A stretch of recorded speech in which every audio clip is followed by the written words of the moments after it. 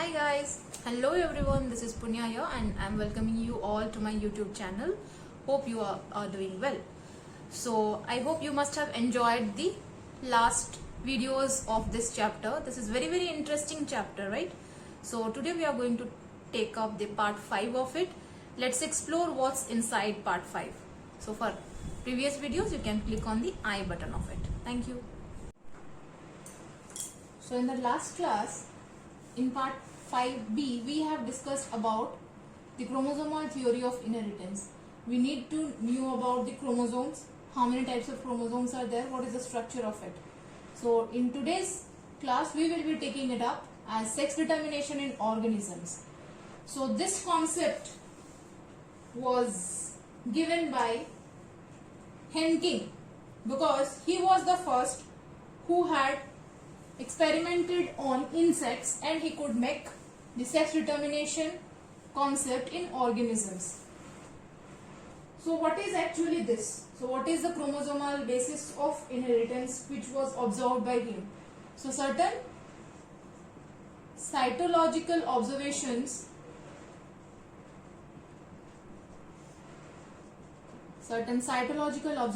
were done based on the chromosomal basis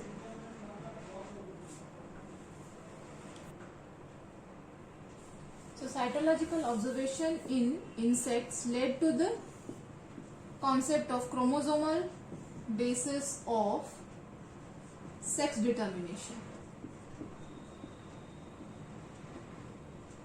Yeah. Who was the first to go for it? It was Henking, a scientist. He was working with insects and he observed that there are certain nuclear structures present in the insects. Nuclear structures which he said to be the X body, now which are known as chromosomes. So Henking, while going or doing experiments on insects, he found out certain nuclear structures in insects which he called to be the X body, now which are known as chromosomes. So he said that this X body were present as 50% in sperm and it was absent in the rest 50%. Absent in rest. So he gave a confusing statement of it and we was clear about 50% in sperms and 50% absent in rest. So that was a question mark again here. So now when the chromosomes had been discovered, we could make out it to be X and Y. So 50% in sperms, right, and the 50% no one, means this portion was in insects, it was nothing. This portion was in insects, it was a 0. So he said 50% in sperm and rest is absent. So based on that, he gave two concepts of it. One is male heterogamety, the other was female heterogamety.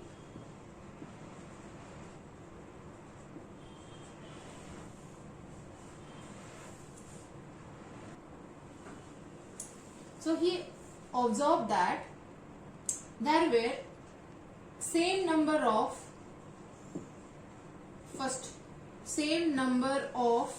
autosomes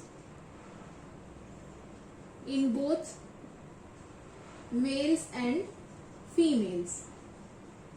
The differences which was created was about the allosomes, or they are also called sex chromosomes. So in case of male, the sex chromosomes are X and Y. and in females it's X and X. So he called those structures, nuclear structures, to be X body. After the discovery of chromosomes, we could make out that sex chromosome is dependent on two type of gametes, X and Y. So how will we represent it? When we are going for X chromosomes, we write it, or we represent the X chromosome as this and Y chromosome as this. So this is X and Y. This is Y chromosome, this is X chromosome.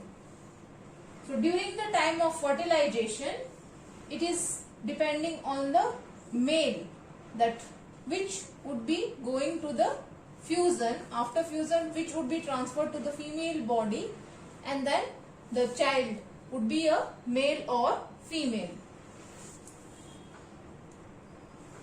So based on these clear concepts of his, Henke, the whole sex determination system is divided into two types.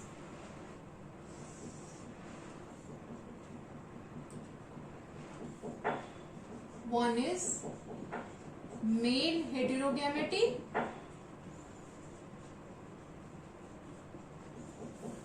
and second is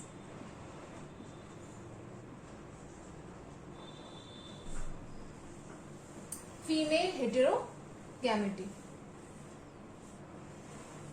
Okay, so male heterogamety means male would be having two type of gametes. Female heterogamety means female would be having two different types of gametes. So first let's define it. Male heterogamety is, that means here males are heterozygous and they produces two types of sperm. They produces two types of sperms.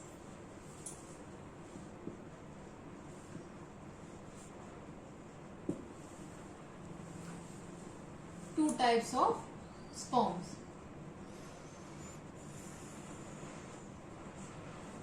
Second, male heterogamety means in this female would be homogametic. So here we can write females are homozygous and they produces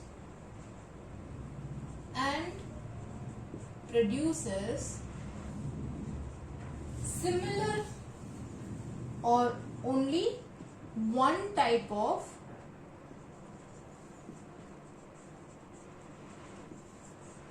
eggs. Heterozygous, so two different types of sperms. Homozygous, so only one type of eggs are formed. When we are talking about the male heterogamety, in this we would be talking about the female are, so here female are heterozygous and they produces two types of eggs.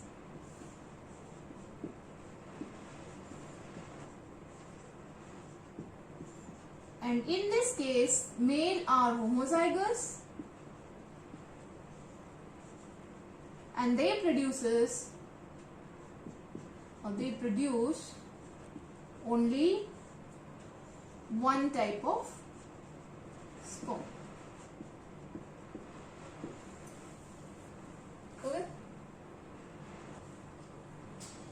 So in this case, or in male heterogamety, here the two types of gametes involved are X and Y.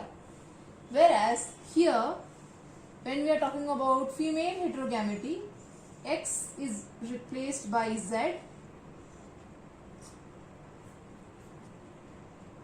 X is replaced by Z and Y is replaced by W.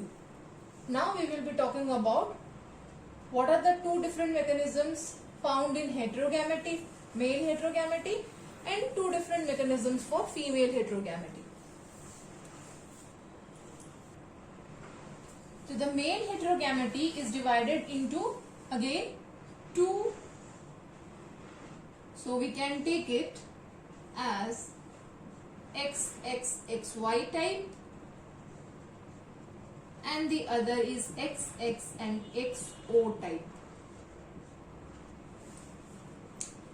So what is this? So in this we have discussed male heterogamety means we know that XY is male. So here two different gametes are present, two different sperms are there in case of male, and this is also male, so two different types of gametes are there with it. So how you will be going for the cross if we just represent it in a Punnett square? How will we go for it? So we can just draw a Punnett square like this.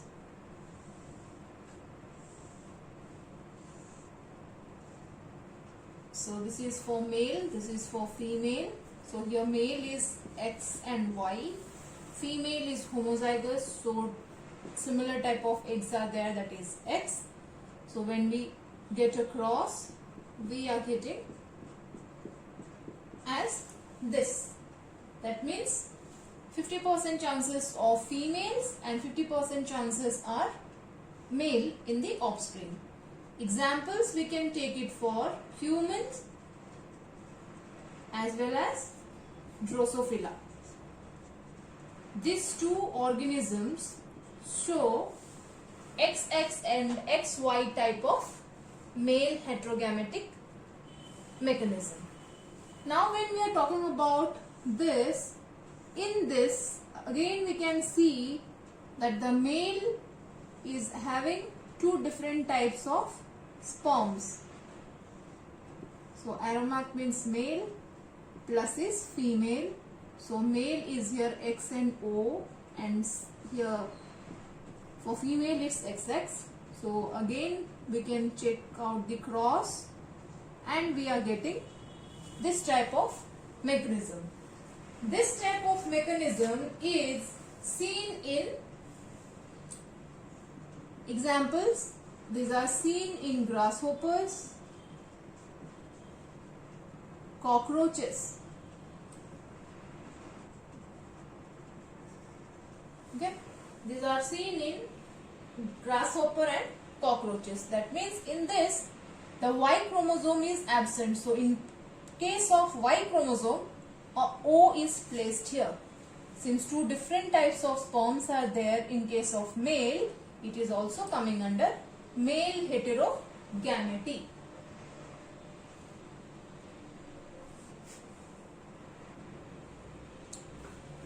So we have discussed about male heterogamety. Now we are going to discuss about female heterogamety. In female heterogamety, again there are two types of mechanism which is shown. It is known as ZZ and ZW type, and it's ZZ and ZO type. Okay. So here we are talking about the female heterogamety. That means this is the female. In this case, this is the female. So this is the male. Arrow mark represents male. So male are homozygous, having two similar types of sperms, ZZ, and female are heterogamatic. Female are heterogamatic.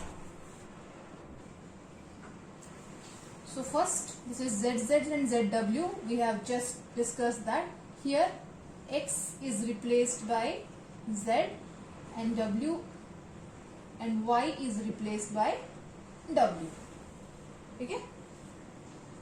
So ZW, so female is heterogametic. So now we will work out on the cross. So it would be like this.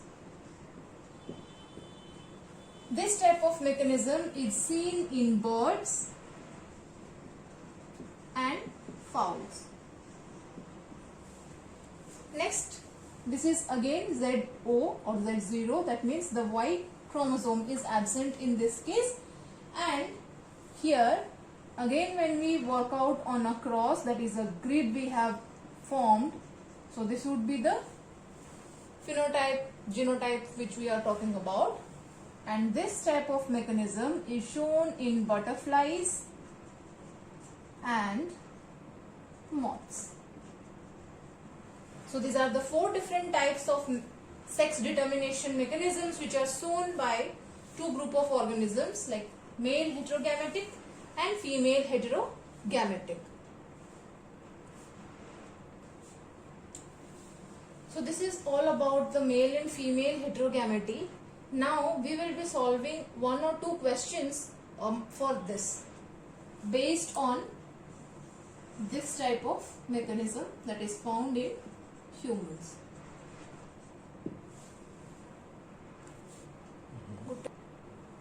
So now based on this, we will be making a simple cross of it, that is sex determination, and we will be taking what are the chances of offsprings formed, that is how many of the offsprings would be male and how many of the offsprings would be female, based on the cross which is based on the question which is mentioned over here. A normal man marries a normal woman, what are the chances of offsprings? So normal man means XY chromosomes. So this is man marries a normal woman. So what are the chances of offsprings? So now we will be taking a Punnett square. Directly we can make a grid like this.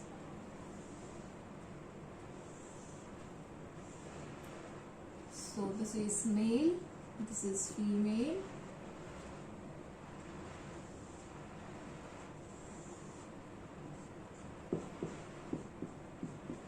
So now we can mention XX, this is XX, XY and XY. So hence the chances of offsprings is what? 50% females with and 50% male. So based on this, when we will be talking about different type of disorders, it would be helpful. We can know this is the basic cross which is involved for any type of disorders which we would be taking it up in the next few classes. Hi guys, so this of each part of it we have discussed very nicely. So what was given in the today's lecture, so just go through it, and thank you for watching my videos till end, and please share, like and subscribe my channel, share it so that it can reach many people and help them to study at home. This is a COVID situation and I am trying to help it to my level best. Thank you.